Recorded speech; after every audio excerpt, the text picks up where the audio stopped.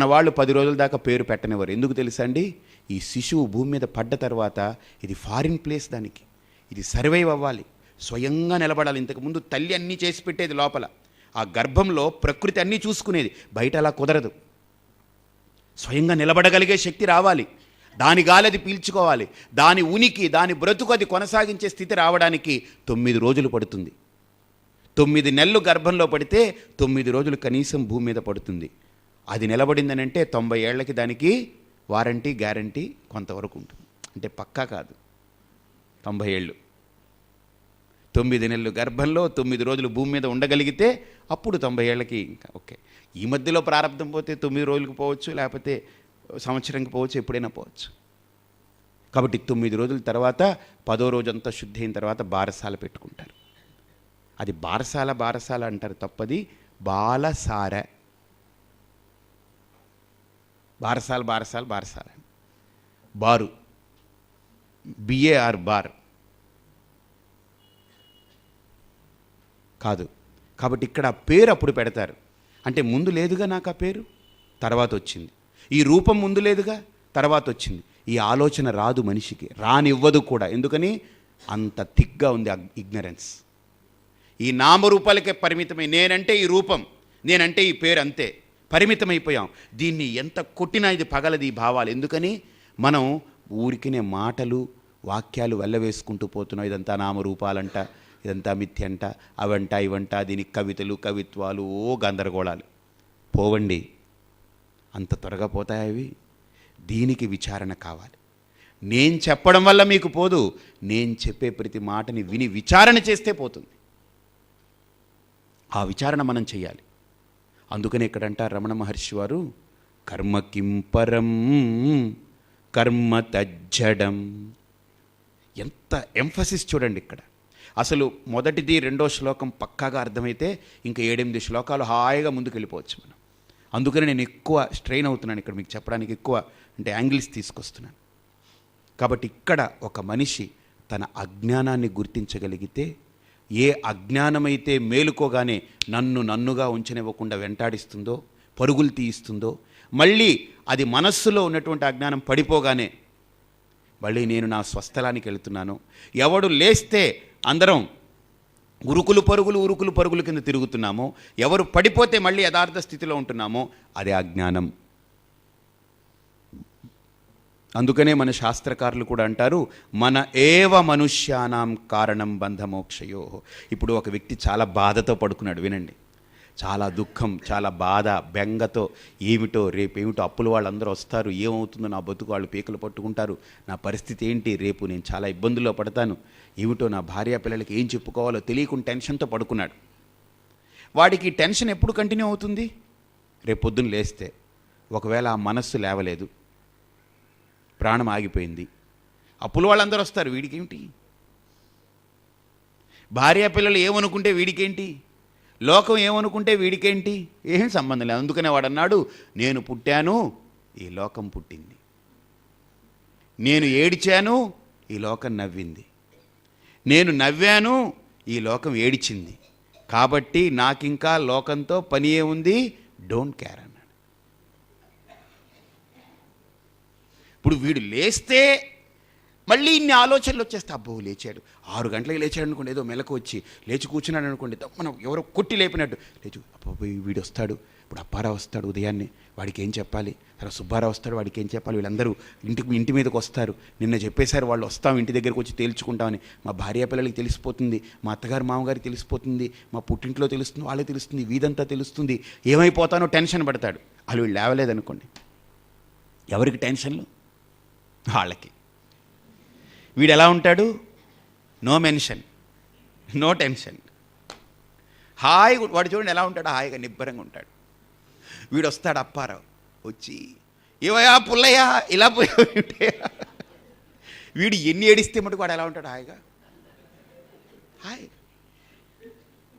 ఈవిడ వస్తుంది, ఏమండి మమ్మల్ని ఇలా వదిలేసిపోయారు ఏమిటండి, వీళ్ళందరికీ అరేసిపోయారు ఏంటి మమ్మల్ని? వాడు అలా ఉంటాడు. పిల్లలు వస్తారు, డాడీ ఎక్కడికి వెళ్ళిపోయావు? No answer, because no questions, that's it. ఇంకేం డౌట్ లేవు.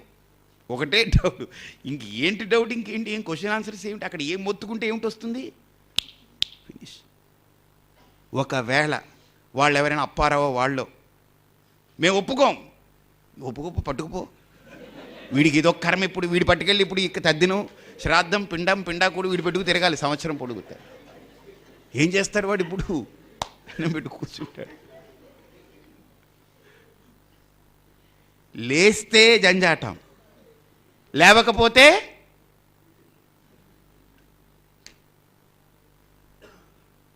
వీడు లేచాడండి, లేవలేదు, ఏదో వీడిని లేపి కూర్చోబెట్టింది. లేచినప్పటి నుంచి మళ్ళీ ఆలోచనలు. ఏమిటండి లేపుతుంది వాడిని? మనస్సు మేలుకొని వీడిని లేపి కూర్చోబెట్టింది. ఇంకా అక్కడి నుంచి వీడి ఆరాటం పోరాటం. కాబట్టి మన శాస్త్రకారులు అంటారు, మన ఏవ మనుష్యానాం కారణం బంధమోక్షయో. ఇప్పుడు మన ఋషులు కానీ మన తత్వవేత్తలు కానీ చూడండి, బయట ఉండేటువంటి వస్తువుల మీద పరిశోధన చేయలేదు, లోపల ఉండేటువంటి పరికరాల మీద పరిశోధన చేయడం మొదలుపెట్టారు. ఇది గులాబీ పువ్వు, చాలా బాగుంది, కానీ ఇది గులాబీ పువ్వు అని ఏది గుర్తిస్తుందో దాని మీద పరిశోధన చేశారు. వీళ్ళు ఏం చేస్తున్నారు? గులాబీ పువ్వు మీద పరిశోధన చేస్తున్నారు. మన వాళ్ళు ఏం చేశారు?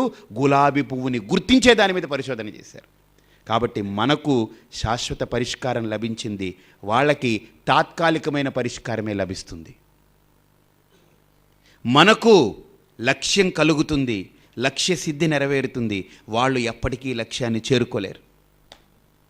మనం వస్తువుల మీద పరిశోధన చేస్తే అంతే పరిస్థితి, కానీ మన ఋషులు వాస్తవం మీద పరిశోధన చేశారు. వాళ్ళు పదార్థం మీద పరిశోధన చేశారు, మన వాళ్ళు యథార్థం మీద పరిశోధన చేశారు. వాళ్ళు రూపాల మీద పరిశోధన చేశారు, మన వాళ్ళు స్వరూపం మీద పరిశోధన చేశారు. ఇది తేడా. This is the difference between modern scientists and Indian scientists. భారతీయ తత్వవేత్తలు, పాశ్చాత్య తత్వవేత్తలు, ఇద్దరు తత్వవేత్తలే. వాళ్ళు పదార్థం యొక్క తత్వాన్ని తెలుసుకుంటామని బయలుదేరారు, ఎక్కడికి ఇంకా చేరుకోలేదు వాళ్ళు. భారతీయ తత్వవేత్తలు యథార్థం యొక్క తత్వాన్ని తెలుసుకోవాలనుకున్నారు, చేరుకున్నారు. అందుకనే ఋషి కూర్చున్నాడు ఆయన. ఇక్కడ భారతదేశంలో పుడితే ఋషి, అమెరికాలో పుడితే బుష్. ఇక్కడ ఋషి, అక్కడ బుష్, అంతే. అక్కడ బుషి, ఇక్కడ ఋషి, తేడా ఏం లేదు. ఇంకొక వట్రసుడి, ఇంకొక అరుకారం, అంతే. మన వాళ్ళ ఓరియంటేషన్ అది. అందుకనే అజ్ఞానమే సమస్తానికి కారణం. అస్యా అనర్థహేతో ప్రహాణాయ ఆత్మైక్య విద్యా ప్రతిపత్తయే సర్వే వేదాంతాః ఆరభ్యంతే. ఇప్పుడు ఆలోచించండి, ఆ అజ్ఞానం వల్ల లోపల వెలితి, ఆ పరిపూర్ణత పోయింది, ఆ హాయి, ఆ కంప్లీట్నెస్ పోయింది. ఆ నిద్రలో ఎందుకు హాయిగా ఉన్నారో తెలుసండి? ఏ వెలితి లేదు, ఏ ద్వైతం లేదు, ఏ భేదం లేదు, కంప్లీట్గా ఉంది ఆ నిద్ర. It is not incomplete. If your sleep also incomplete, then you are disturbed. Because you are happy. మీరు తేటగా ఎందుకున్నారు, ఫ్రెష్గా ఎందుకున్నారంటే because your sleep is complete. ఆ కంప్లీట్నెస్ని అక్కడ మనం అనుభూతి పొందామండి. మన పూర్ణత్వాన్ని, మన పరిపూర్ణ స్థితిని మనం అనుభూతి పొందాం. కాబట్టి because my sleep is complete, I'm happy, I'm fresh. If my sleep would have been incomplete, then I'm a disturbed fellow కదా. కాబట్టి నాలో ఆ ఇన్కంప్లీట్నెస్ ఏదైతే ఉందో అది అజ్ఞానం వల్ల కలుగుతుంది. ఆ అజ్ఞానం వల్ల వెలితి. మీ స్లీప్ డిస్టర్బ్ అవ్వాలంటే ఏం చేయాలి చెప్పండి? కంప్లీట్ అవ్వకుండా ఉండాలంటే ఏం చేయాలి? ఏదో ఒకటి కెలుక్కుంటూ ఉండడమే, పడుకుని ఈడేంటి, అదేంటి, ఇలాగేంటి ఆలోచన చేస్తూ ఉండండి, నిద్ర పట్టదు. మీరు అన్నీ పడేసేయండి, హాయిగా your sleep will be complete. కంప్లీట్నెస్కి ఏమీ చేసుకోక్కర్లేదు, కెలుక్కోకుండా ఉంటే చాలా, అది కంప్లీట్గా ఉంటుంది. కెలుగుతూ ఉంటే ఇన్కంప్లీట్నెస్, అంతే కదా. ఇప్పుడు నీళ్లు ఉన్నాయనుకోండి, ఈ నీళ్ళని ఖండించాలనుకోండి ఏం చేయాలి? మధ్యలో కర్ర పెట్టారనుకోండి, గ్యాప్ ఏర్పడుతుంది. కర్ర తీసేస్తే మళ్ళీ కంప్లీట్, గ్యాప్ లేదు. ఇప్పుడు మనం ఏం చేస్తున్నాం? లోపల కంప్లీట్గా ఉన్నటువంటి మన స్థితిలో ఒక కర్ర పెట్టి పొడుస్తున్నాం. ఎవరినో ఒకరిని జొప్పిస్తాం లోపల, వాడు వెళ్ళి కూర్చుంటే ఇంకా ఇన్కంప్లీట్. ఇంకా వాడి గురించి పెద్ద డిస్కషన్, లేకపోతే దేని గురించైనా ఆలోచన వస్తే దాని మీద మన కంప్లీట్నెస్ పోతుంది, వీఆర్ ఇన్కంప్లీట్. గుర్తుపెట్టుకోండి, ఏ ఒక్క ఆలోచన బయలుదేరినా అది కంప్లీట్నెస్ని ఛేదిస్తుంది, గ్యాప్ క్రియేట్ చేస్తుంది. అందుకనే పతంజలి మహర్షి అంటారు, యోగ చిత్తవృత్తి నిరోధ. అక్కడికి వెళ్ళాడు ఆయన. కాబట్టి అసలు ఆలోచనే లేకుండా చేసుకో, నువ్వు కంప్లీట్. కానీ మన శాస్త్రం ఒప్పుకోదు. పతంజలి మహర్షి అక్కడ వరకు వెళ్ళారంతే, అదే పర్మనెంట్ అనుకోకండి, అదే అల్టిమేట్ అనుకోకండి. శంకరులు ఒప్పుకోరు దాన్ని. ఏమయ్యా, మనిషి అలాగా నిద్ర మేలుకోకుండా ఉండడు కదా, పడుకున్నవాడు లేవకుండా ఉండడు కదా. లేచాడు అంటే గ్యాప్ వచ్చిందే కదా. గ్యాప్ వచ్చింది ఏనంటే వెలితి, వెలితిని పూరించుకుందానికి కోరిక, కోరికకు మళ్ళీ కర్మ, కర్మకు మళ్ళీ ఫలం. అది రాగానే వెలితి పూడినట్లు భావన, మళ్ళీ వెలితి కంటిన్యూ అవుతుంది, మళ్ళీ కోరిక, మళ్ళీ కర్మ, మళ్ళీ ఫలం. గ్యాప్ పూడినట్టు ఉంటుంది, తాత్కాలికంగా ఉపశమనం. మళ్ళీ గ్యాప్ కంటిన్యూ అవుతుంది, వెలితి, మళ్ళీ కోరిక, మళ్ళీ కర్మ, మళ్ళీ ఫలం. ఈ ప్రాసెస్ని దీన్ని ఆపొద్దు. అసలు దీన్ని సరిగ్గా అవగాహన చేసుకుంటూ వాస్తవం దగ్గరికి వెళదాం. కాబట్టి వెలితిని పూరించుకోవడం, దానికోసం కోరుకోవడం, కోరుకున్నాం కనుక దానికి కర్మ చేయడం, కర్మ చేశాం కనుక ఫలం గురించి ఎదురు చూడడం, ఫలం వచ్చింది కనుక ఇప్పుడు సంతృప్తిగా ఉండడం బాగానే ఉంది. కానీ ఈ ఫలం ఏమిటి? అందుకనే ఇక్కడ అంటారు కర్మ కింపరం కర్మ తజ్జడం. ఈ కర్మ జడం. జడం అంటే ఏంటంటే రెండు అర్థాలు ఉన్నాయి. కర్తృ అధీనం కర్మ, నేను చేస్తేనే కర్మ అవుతుంది, అంతేనా కాదా? ఈ గులాబీ పువ్వు నేను తీసుకుని మీకు ఇచ్చాను అనుకోండి, నేనేం చేశాను? ఇప్పుడు ఇవ్వడం అనే కర్మ చేశాను. నేను ఇవ్వకుండా ఈ గులాబీ పువ్వు మీ దగ్గరికి వచ్చేస్తుందా? రాదు. ఎందుకని? ఈ వస్తువు జడం, ఇది కదలలేదు.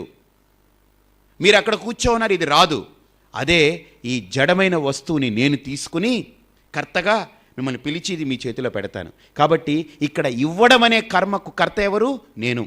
ఇవ్వడం అనే క్రియ తనంత తానుగా జరగదు, ఇవ్వబడదు. ఆ పువ్వు తనంత తానుగా వచ్చి మీ మీద పడదు. కాబట్టి ఈ లోకంలో ఏ కర్మ కర్త లేకుండా జరగదు. జరుగుతుందా ఏ కర్మైనా? ఎందుకని? జడత్వాత్. కర్మ జడం, అది స్వయంగా అవ్వదు. తింటున్నాను, ఎవరండి? ఎవరు లేరు, అంతే. తినడం అనే క్రియ ఎవరు లేకుండా జరుగుతుందా? వండుతున్నాను, వండడం అనే క్రియ ఎవరు లేకుండా జరుగుతుందా? మాట్లాడుతున్నాను, ఎవరు లేకుండా మాట్లాడేస్తామా? No, no action is performed without the doer. కర్త లేకుండా ఏ కర్మ జరగదు, కర్మ జడం. ఇది ఒక యాంగిల్. అంటే ఇంకొక అర్థం ఏంటంటే అజ్ఞానం అని అర్థం.